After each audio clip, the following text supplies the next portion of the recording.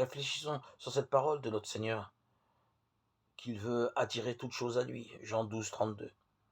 Celui qui veut attirer toutes choses les rassemble d'abord et les attire ensuite. Ainsi fait notre Seigneur.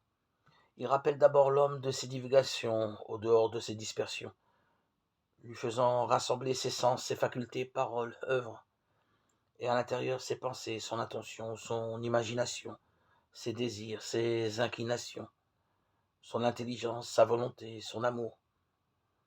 Quand tout est ainsi bien rassemblé, Dieu attire l'homme à lui, car il faut d'abord te séparer de tout le bien extérieur ou intérieur auquel tu t'es attaché, en y mettant pleine satisfaction. Ce détachement est une croix pénible, d'autant plus pénible que l'attachement était plus ferme et plus fort. Pourquoi Dieu a-t-il permis que rarement un jour et une nuit ressemblent au jour et à la nuit qui précèdent? Pourquoi ce qui t'aidait à la dévotion aujourd'hui ne te sera-t-il d'aucun secours demain? Pourquoi as-tu une foule d'images et de pensées qui n'aboutissent à rien? Nous devons accepter Dieu, accepter cette croix et la supporter.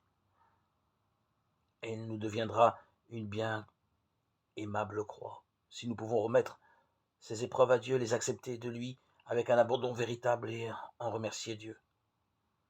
Mon âme exalte Dieu en toutes choses. Luc 1, 46.